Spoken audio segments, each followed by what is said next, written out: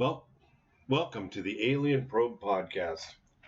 Any unsolved crime is intriguing enough, but some surpass conventional intrigue and fall into the realm of strange. I'm not talking about merely weird. I mean truly creepy.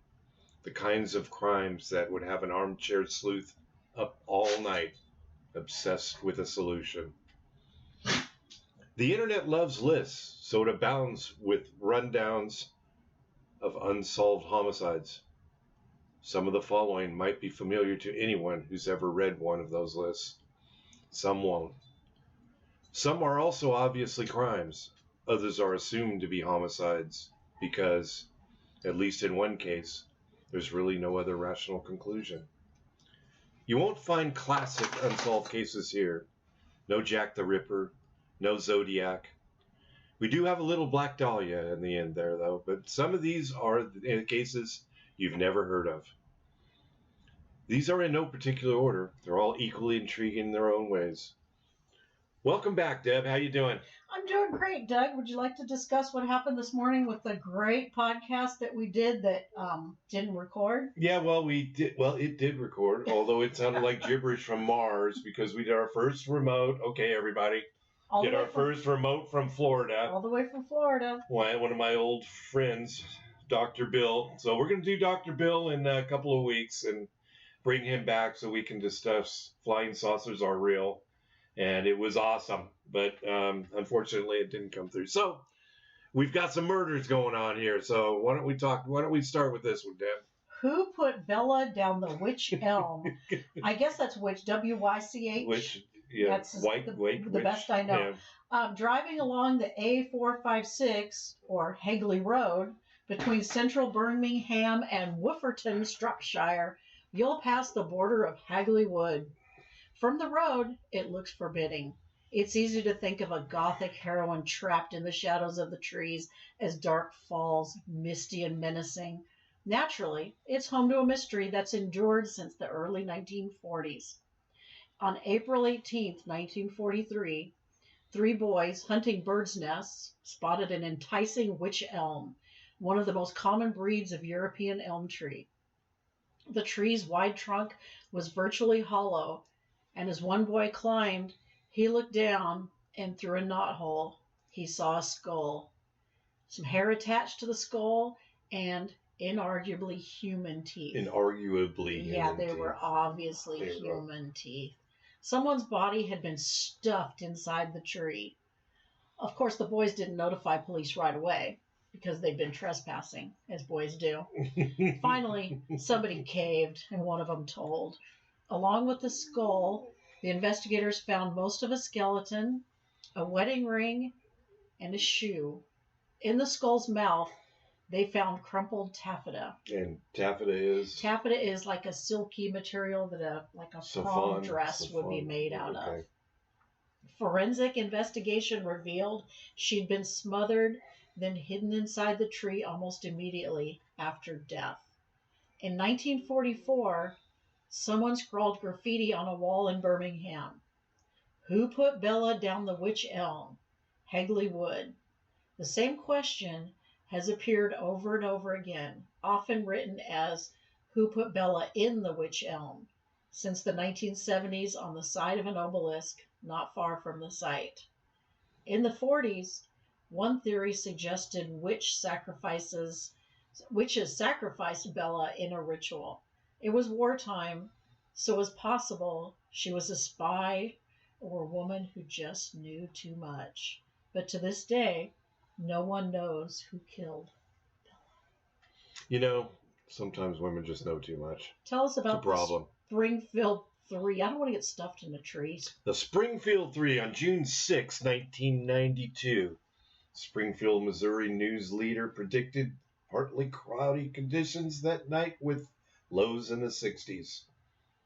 Suzanne Streeter and Stacy McCall had just graduated from high school, and they'd been at a party till just after 2 a.m., Deb.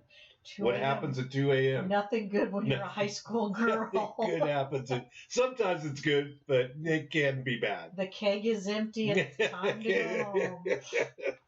When they headed into the cool night for Suzanne's home, on 1717 East Delmar. It cracks me up to have the address. Yeah, that makes a big difference. So we can go visit. Stacy, Suzanne, and Suzanne's mother, Cheryl Levitt, were never seen again. The disappearance of one person might be intentional. Maybe they just wanted to begin a new life. The disappearance of 2 teenage girls and one girl's mother is obviously something else altogether. It really is. It was obvious from the beginning that whatever happened probably happened fast. There were no signs of a struggle, yet everything someone might take with them was still there. Purses, clothes, cars, cigarettes, Levitt's and Streeter's dog. So they found their dog. They left the dog. So where was the dog when all this is going on? That's what I want to know. Well, probably at the house, along with all their cars. They didn't go home and get their stuff. They just disappeared. Well, Mom didn't walk them home, so they got home, right? Did they? Well, their mom's gone too. Okay. So somebody did this and took all of them and left with Mom, both of them when they're mom. So it's bizarre. The last anyone heard from Levitt was a phone call around 11 p.m. the night of the 6th. She was likely asleep before she and the girls left, as it was obvious she's gotten out of bed. So the trio vanished into the night sometime after 2 a.m. So maybe somebody followed the girls home. Yeah, they followed them home. All 3 of them. Oh my God. You know, there's a $42,000 reward for any information that leads to finding whoever killed Cheryl, Suzanne, and Stacy. Wow. Deb, what do you got next? The Oakland County child killer. It's possible the child killer or killers who murdered Mark Stebbins, Jill Robinson, Christine Mihailich, and Timothy King was identified. While little about this unsolved series of murders, which occurred between February of 1976 and March of 1977, resembles the infamous Zodiac murders, it is similar in that there were several suspects over time. They included known pedophiles, a mysterious male couple in which the sub claimed his dom committed the crimes. I bet the sub got punished for that crap. And John Wayne Gacy. Of course, John Wayne Gacy. One strong suspect, Chris Bush, committed suicide in 1978. And after that, no murders matching the Oakland County profile ever happened again. But the case is still considered unsolved. The details are haunting. The children were held for days, even weeks. They were bound and sexually tortured. The final confirmed victim, Timothy King, was held from March 16th to March 22nd of 1977. During that time, his mom wrote a letter to the Detroit News saying she just wanted him to come home soon so he could have his favorite food, which was Kentucky Fried Chicken. When Timothy was found, he was posed with his skateboard next to his body. His clothes had been washed and pressed. An autopsy indicated his final meal was fried chicken. That is just haunting. You killed this poor child, but you gave him some chicken. Creepy ass freak. Pedophile. The Villisca Axe murders. In 2017, Bill James and his daughter Rachel McCarthy James published The Man from the Train. The Jameses claimed they'd solved the mystery of the June 10th, 1912 murders of the Moore family and 2 guests in Villisca, Iowa. They identified a man named Paul Mueller and laid out a case for Mueller, having ranged across the U.S. into Canada, killing up to 100. That's a busy boy. 100 people. Yeah, but 100 years later. Well, the authors made a compelling case. The truth is that after 106 years, the case will never be solved. Really? How do you know that? Well, it seems unlikely that, if we didn't solve it 106 years ago. The details of the Moore murders are horrific and strange, and perhaps more bizarre still for where they occurred. A sleepy town in southwest corner of Iowa with a population of just over 1,100. Means he killed 10% of the people. I know. Population control. The night of June 9th, 43-year-old Josiah Moore, wife Sarah, and their children Herman, Mary Catherine, Arthur, and Paul headed home from Children's Day events at their church. That was very wholesome. I know. Those names. I love those names. But the whole situation, the town, 1,100 people. They were at church. I'd love to move there. With them were Mary Catherine's friends, Ina May and Lena Stillinger. Someone was waiting for the group in the attic of the Moore home at 508. They always get the address. Yeah. 508 East 2nd Street. Look that up on your phone. Where is that? Yeah, let's go there. He'd smoked a couple of cigarettes as he waited. Then sometime between midnight and 5 a.m., he killed everyone in the house with Josiah's own axe. He used the blunt edge on everyone save Josiah, who received more blows than everyone. I wonder what he did. It's his axe, man. A slab of uncooked pork sat beside the axe in the guest room where the Stillingers were killed. All the curtains in the house were closed. Well, I wonder what the significance of the uncooked pork is. I don't know, it's like he took something out of the fridge to... Was he going to get a snack? Well, don't eat uncooked pork. Yeah, it's very unhealthy. It has those whatever in there. Huh? Trichinosis. Yeah. All right, well, next we have the Texarkana Moonlight murders. Long before the Zodiac Killer, another nameless psychopath preyed on couples parking in out-of-the-way places around Texarkana, a city that sits on the Arkansas-Texas border. Those couples in out-of-the-way parking spots. That's right. Something's happening. Over the course of 10 weeks, 5 people were killed. Some of the women were sexually molested. One man was beaten. All of them were shot. Then the murders simply ceased. 3 more victims survived this, quote, phantom killer attacks. Descriptions of the killer were consistent. Oh, he wore a white mask with holes cut for the eyes. That's or it was Halloween. Yeah. A convincing case has been made through the years that the killer was a habitual criminal named Yule Swinney. Yul's wife even said he did it. Then she changed her mind and recanted that story. Never mind. I still need him to work and give me money. Swinney died in 1994, taking whatever secrets he had with him. But, probably pissed that his wife went ahead and, told the key. Yeah, it was him under that white mask. Yeah, never mind. Holes. I remember cutting out the holes for those eyes. I cut the holes out myself. Yeah. The murder of Arliss Perry. That fall night in Palo Alto. Oh, goody, California. Yeah. Yeah, I assume there's maybe another Palo Alto. Arliss, they give the address of everything else, but not Palo Alto. Yeah, this one's just Palo Alto. Well, California, you're probably not allowed. Arliss Perry was just 19 and married to Bruce Perry, whom she'd met in high school. Bruce was a sophomore at Stanford. Arliss, it's Palo Alto. Arliss, a receptionist.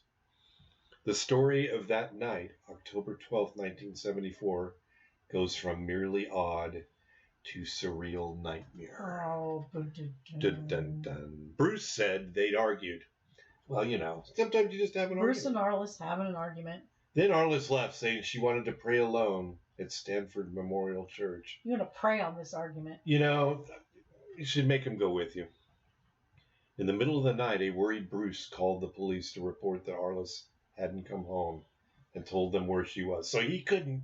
He didn't go to the church. He didn't go to the church to see what was going on. It's like, I'm just going to call I'm not going there. See, I'm suspecting. I don't want to be. I'm suspecting Bruce at this point. It's always the husband, isn't it? You couldn't just go check to see if she was still with this. That's a long time to be at a church praying. At some point, they must kick you out and lock the church. Yeah, what is it? Do they just leave the church open all night? I think some of them do stay open, but is there no one there? It's just open. Well, you should be able. I think you can go in and pray whenever you want, but. When they checked, the church was locked, and everything looked fine. So, okay. Yeah. A few hours later, a security guard entered the church and found Arliss on the floor, not far from the altar. So they checked, the church was locked, and everything looked fine. Yeah. But they didn't wait. They didn't think to go inside. Well, then they probably had to find somebody to unlock the church and let them in. They're not going to break down the door. So she lay on her back, a 5-inch long ice pick jutting from her skull. Oh, wow. She'd been strangled. Oh, so she's strangled, and it's hard to get that ice pick through the skull. So that didn't work.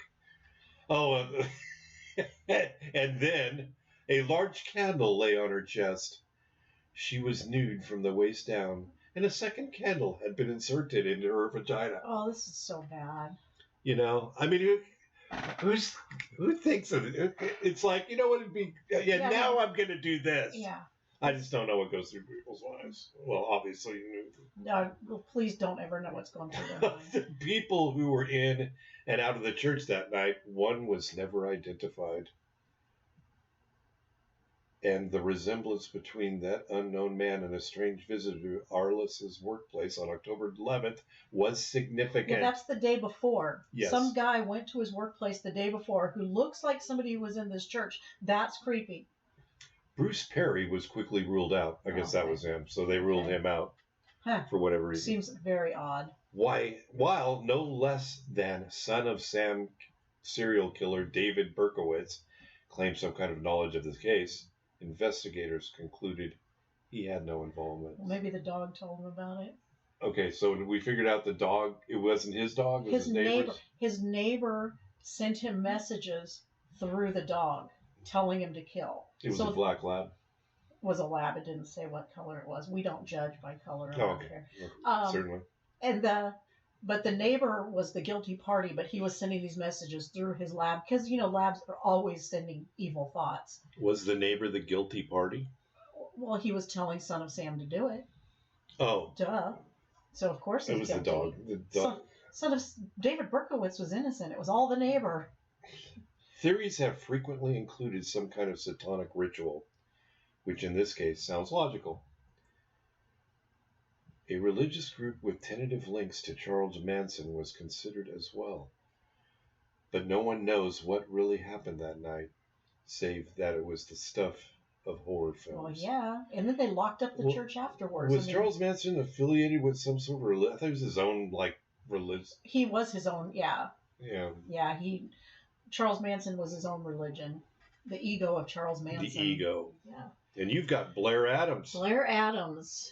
Have you ever watched Unsolved Mysteries from the 90s? Love that show. Well, then you may be familiar with the unsolved murder of Blair Adams, because it's damn hard to forget. On July 11th, 1996, Blair was found dead in a hotel parking lot in Knoxville, Tennessee. About $4,000 in cash was flapping and flying around it with him. Flapping and flying. Was he in the wind? Like birds, or was he birds? Was he in the wind? It was an odd mix of currencies. Bills from his native Canada, American dollars, and even some German Deutschmarks. Before his death, Blair seemed like a man on the verge of a meltdown. He was paranoid, telling people close to him that someone wanted him dead. That someone. Yeah. He had mood swings similar to typical bipolar disorder, and that is bad. He withdrew the money from his bank on July 5th and added some expensive jewelry to the mix. Oh, cool. Yeah, some people do that. Well, hopefully that wasn't flying around, too. He then attempted to cross into America, but was halted because that much cash spelled drug mule to Border Patrol, so you're not coming in. Yeah, you got too much money. He rerouted, bought a plane ticket to Germany, which then he didn't use. No, he spent more money. He's running out of money now. Instead, Blair made another run at a border crossing and succeeded in crossing into Seattle. I guess they don't. Go ahead, go buy some drugs. Go for it. Oh, pot's legal. Blair made another. Now. Sorry. Yeah, not then. Blair made another weird move and flew to D.C., where he rented a car, made his way to Knoxville. Witnesses said he seemed unnerved, like a man in crisis. Psychological, real, we'll never know. We know that Blair was murdered sometime around 3 a.m., possibly by a club. Probably held by a person. I don't know. Well, it's just the club. But whatever it was, a blood club killed him. It was heavy enough to kill. He was clubbing. Maybe they meant he was clubbing. He was killed. It was something, whatever it was heavy. Blair Adams' murder is the coldest of cold cases now. Even though police found hair from someone else in his hand, pulled some hair out of him and managed to mine it for DNA, there was never a match. We just have a man far from home, dead in the night, surrounded by cash, surrounded by all of flapping in the wind. I don't understand that, and all the answers went with him. Doug, tell us about the Snapchat murders. On February 13th, 2017, we're getting close. Yeah, well, see, we're in the Snapchat era now. And we got some fancy names. Liberty Libby German, age 14, and her 13-year-old friend, Abigail Williams.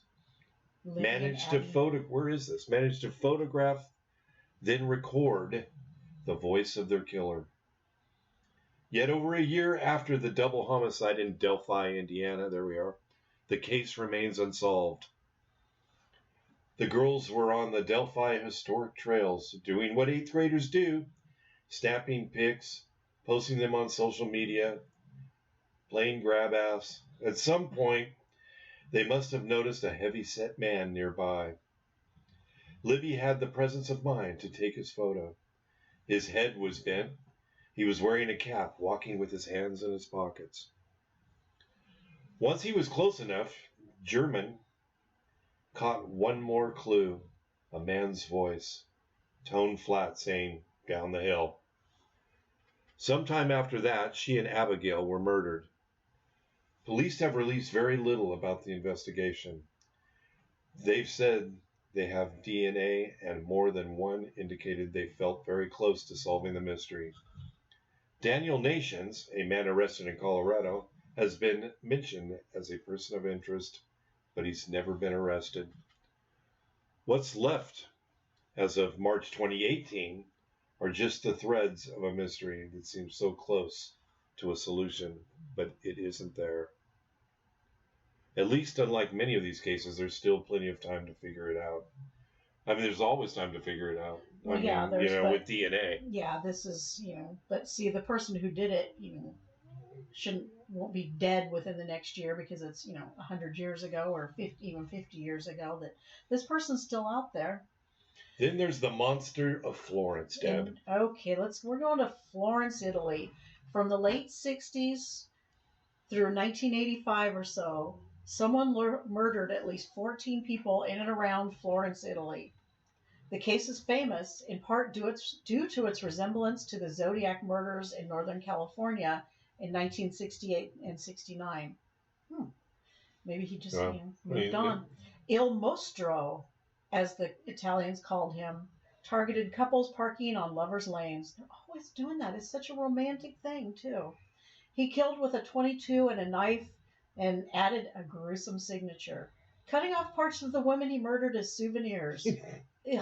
He may also have stalked some victims prior to the murders and then, taunted their families afterwards. Maybe. How does he know? How does he know they were souvenirs? How do they know they're souvenirs? Well, I'm assuming if he. Well, what? What do you think? He then tossed them out the door? They just cut them off and Sicko. Police didn't lack for suspects. The most noted being convicted murderer and peeping Tom Pietro Pacciani. Peeping Toms. In fact, Pacciano stood trial for Il Mostro's crimes and was convicted, only to have the conviction overturned. Then, Pacciani's friends Mario Vanni and Giancarlo Lotti were convicted of the murders and imprisoned. But still, few Italians are convinced they actually collaborated on the crimes. They sound like mobsters. Of course, they're in Italy. Theories about the case, such as some kind of satanic link, which is, common among unusually strange murders, abound. There's always that satanic link. Yeah. But there is a powerful feeling among many Italians still that they don't truly know the answers to this mystery at all, Doug. The Freeway Phantom. One of the chief reasons you haven't heard of the Freeway Phantom, a truly creepy killer who forced a victim to write a taunting note to police, might be racism.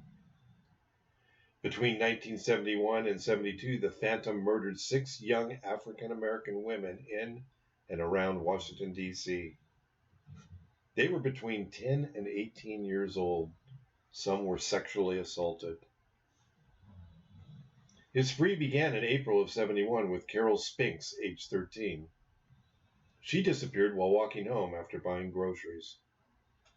Her body was found almost a week later in the grass, not far from I-295. Then in July, the killer took 16-year-old Darlenia Johnson. She was held for just over 2 weeks before the Phantom dumped her body just feet away from where the Carol Spinks was found. The killer next took 10-year-old Brenda Crockett. A few hours after she disappeared, she called home crying. She said a white man had picked her up and she was coming home, then ended the call suddenly with "bye." Brenda called back, saying she was in a house, and once more was yanked off the phone. Unlike the others, she wasn't held. The killer raped and strangled the girl to death before dumping her by the side of a Maryland highway. God. Yeah, that's a bad guy here. Nino Moshia Yates was next. Nino Moshia? Yeah. Yates was next. She was just 12, and she suffered an almost identical fate to Brenda Crockett, including being found beside the road. The killer earned the Freeway Phantom moniker after Nino Moshia's murder. The Phantom wasn't done. His most bizarre murder was next. These people were so sad. I know. He abducted Brenda Woodward, an 18-year-old who was last seen getting on a bus to go home. She was found several hours later. She lay under her own coat. The killer left a note this time, and the police believe he made Woodward write it. Yeah, because he's illiterate. Probably, yeah. This is tantamount to my insensitivity to people, especially women. I will admit the others when you catch me, if you can. Signed, the Freeway Phantom. Free-Way Phantom. Ugh. Another genius. Final victim, Diane Williams, was 17, and she too was abducted after boarding a bus, only to be found strangled and dumped by I-295. I would not want to drive down this freeway. Yeah, this is a bad freeway here. Police believe Brenda Crockett was forced to lie when she made her haunting phone calls. A local gang was suspected of some connection to the murders, and a prison inmate claimed knowledge, then clammed up.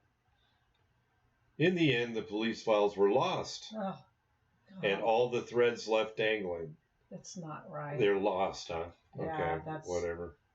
6 girls dead by the road at the hands of a psychopath who then vanished, in part because police of the era couldn't be bothered to hang on to evidence. Yeah, that's not right. There's some garbage going on there. Bad news. Here's a good one for you, Deb.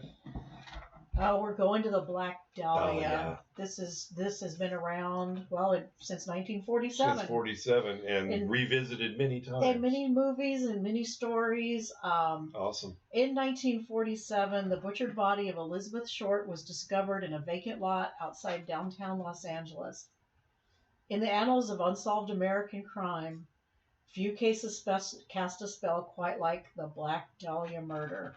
The slaying occurred late on January 14th, or maybe in the early morning hours of January 15th of 1947.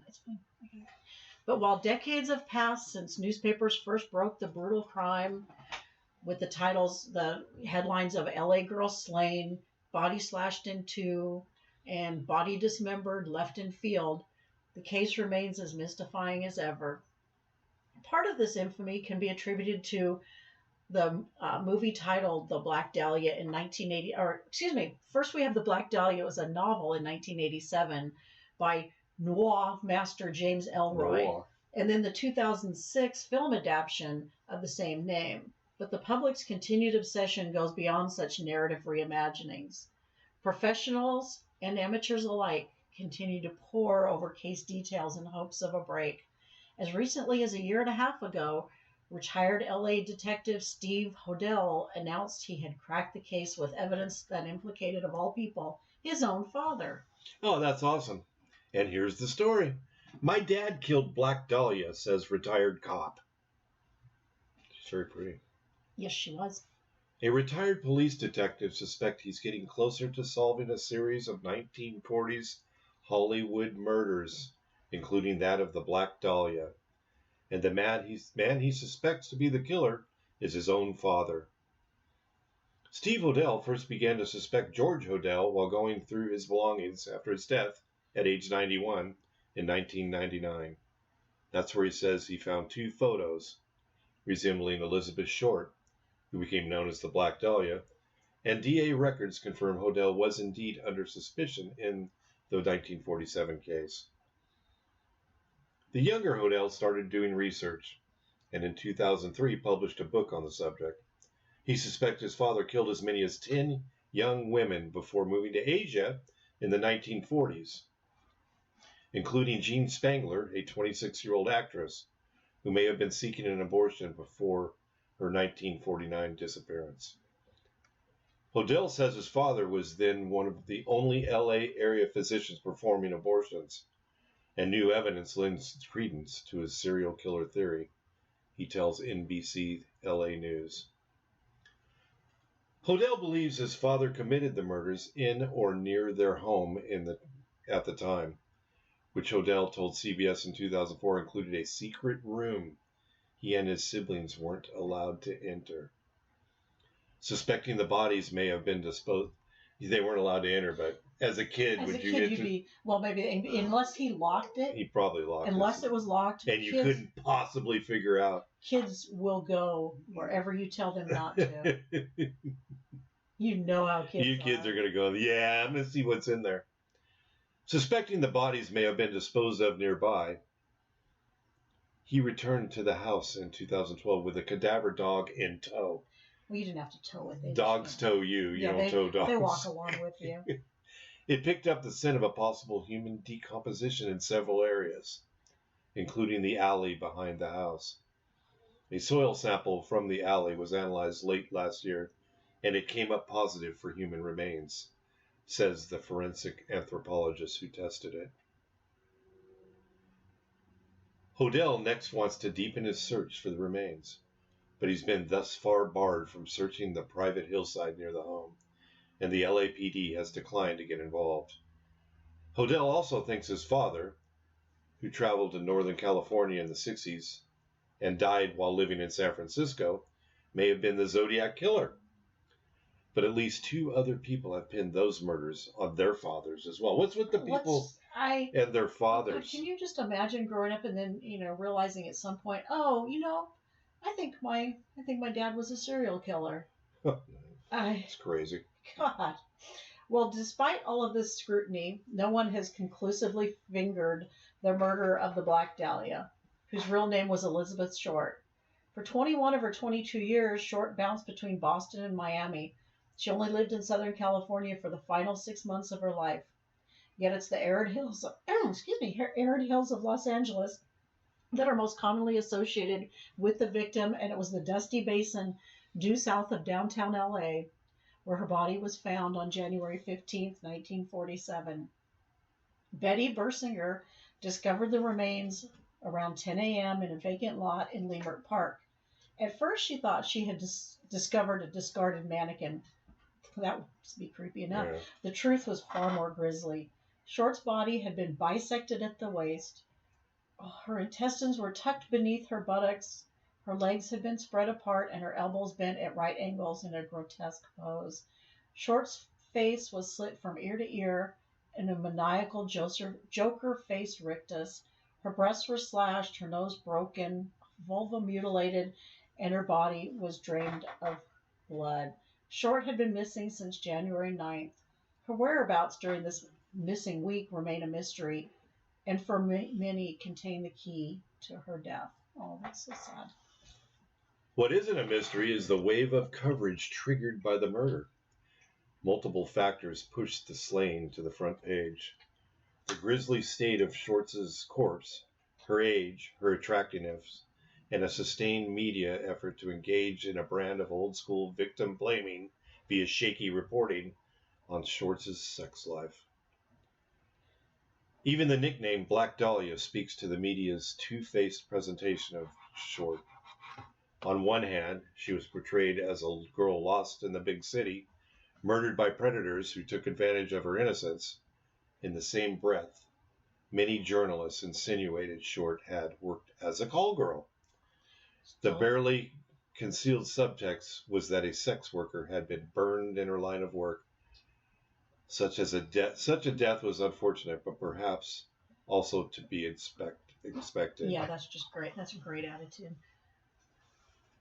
The Los Angeles County District Attorney determined Short had never worked as an escort, but this was only one of the many misconceptions surrounding the case. Witnesses who had supposedly seen Short during her missing week were, one by one, questioned and dismissed by investigators, who determined they were either outright lying or had mistaken Short for another woman. Some 60 people came forward and confessed to the crime. Of these, 25 were seriously considered by the LAPD. Many of the suspects were household names, including Fred Sexton, the artist who created the Maltese Falcon prop in the iconic movie of the same name, Norman Chandler, publisher of the Los Angeles Times, Jewish mobster Bugsy Siegel, and the aforementioned George Hodel, a physician who purchased the famous Sowden house and, according to Hodel's son, buried bodies in the backyard. Well, he doesn't know that he buried them in the backyard. No. He suspects he did. Yeah. And yet no convictions were ever made. The open-endedness of the Black Dahlia murder stoked the ensuing pop culture bonfire. Any L.A. noir film or I'm not French, or TV show or video game can trace its creative ancestry to Short's murder. The popular game L.A. Noir has an entire level inspired by the killing. In many ways, Elizabeth Short's death is the country's preeminent brand name mystery. Ironically, while the Black Dahlia case remains unsolved, the nittiest of its gritty details are open to the public. If anyone wants to search through the crates of material related to the crime, just head to the FBI vault, where official investigative materials are now public record. There you can witness the exhaustive work that went into the investigation. It's a record that, at the very least, puts to rest the myriad rumors that continue to haunt Elizabeth Short, long after her tragic end. The Goodbar murder, a woman's fatal one-night stand. Looking for Mr. Goodbar. On January 1st, 1973, Catholic schoolteacher Roseanne Quinn was stabbed 18 times by a stranger she brought home from the bar. Can you just imagine? No, 18 times you'd be tired. My arm hurts. God, that's just, and the 70s. Roseanne Quinn was the picture of innocence. A Catholic schoolteacher, beloved by the 8-year-old students she taught at St. Joseph's School for the Deaf in New York City's Bronx. Oh, she taught deaf kids. This made it the more shocking when she was murdered in her apartment on New Year's Day in 1973, stabbed 18 times in the neck and abdomen. During the course of her murder investigation, a very different portrait of Roseanne emerged. Uh-oh. Yeah. Her neighbor claimed, Gladys Kravitz claimed, her neighbor claimed she would frequently bring home strange men from the nearby bar. And one time, upon hearing screams, the neighbor emerged to find Roseanne in the hallway with a black eye, sobbing. Roseanne's murder inspired Lacey Fosberg's interpretive biography, Closing Time, the true story of the Goodbar murder, in which Roseanne Quinn was renamed Catherine Cleary, and convicted murderer John Wayne Wilson is Joe Willie Simpson. It was first published in 1977, the same year as the release of the film Looking for Mr. Goodbar, starring Diane Keaton and Richard Gere. As well as being an accurate account of the tragic murder, Fosberg's book poses the question, just how much do we really know about the private lives all those closest to us? Okay, I'm going to read the excerpt from the book, but I'm going to, we're going to leave out some of We're going to leave out part of it because we don't, it gets a little porn-like. It's a little too porny. A little too porny in there.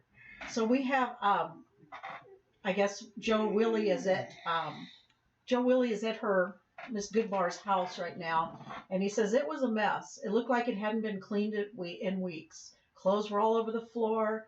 A box of sugar had spilled on the floor. The sofa bed was unmade, opened out into the middle of the room, and there were dirty dishes in the kitchen. Spaghetti sauce. What's the problem? spaghetti sauce dribbled down the front of the stove. Obviously, don't have a dog there. That thing would be cleaned up. Orange juice hardened on the floor. Oh, that's so gross. The 23-year-old Willie looked around the house with the eyes of someone who had always lived in a spotless house and liked it that way. His sense of the woman shifted and took on an element of disgust. And then Catherine got some grass, and we're smoking pot now. We're smoking some pot. From a tin on the windowsill. Joe Willie, he tried to roll a joint, but he drunk too much and he couldn't do it. So they didn't have the little rolling machine? No. The red. I mean, I've never done it, but I've seen, I've seen it on TV. Yeah, they have a machine that you just put it in there. I don't think she was that much of a professional. She would have made fun of him anyway. School teacher. And she would have made fun of him anyway because you can't roll a joint. So Catherine says, I'll do it. And she acted irritated. And I think she's now she's annoying because now he felt like he'd done something wrong. So they leaned back against some pillows and smoked in silence. And then there was some sex stuff. And then time passed because I'm not going to talk about the sex stuff. Nobody knows what happened. Maybe they made love. And then maybe they didn't. We don't know. Or maybe Joe Willie made fun of her. Maybe she made fun of him. Maybe he was the one who got nasty first, or maybe she was. Maybe Joe Willie started the awful fight, or maybe she started it. Nobody knows. And the only version left are Joe Willie's, and this is one version. First, we had some sex, not getting in there. And then she started shoving me, and I blew up.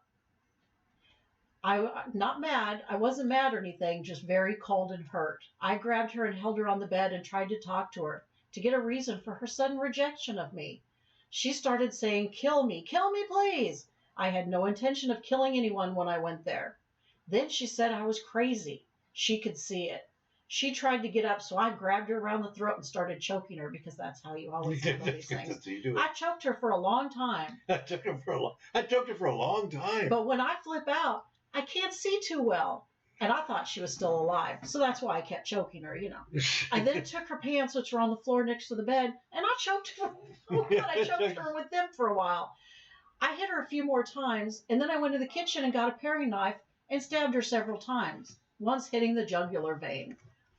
A torrent of blood spurted up out of her neck. Oh, nice. It splashed in his face and made a huge, grotesque picture on the wall behind the bed. Blood was pouring from her body. It spelled out over Joe Willie's stomach and along his arms and legs. He went over to the windowsill, got a large red candle, and did bad things with it. Yeah, he did some weird thing with it. Yeah. Then he got to his feet. He stood in the middle of the room by the bed, his arms by his side. He stood there breathing and breathing. He looked back at the school teacher. Her eyes were open, staring in terror, her body spewing out blood. He looked at her more.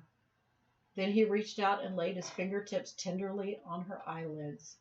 He moved them slightly, brought the open, frightened eyes to a close. Good, that's better. She didn't look good that way. And I didn't want her watching.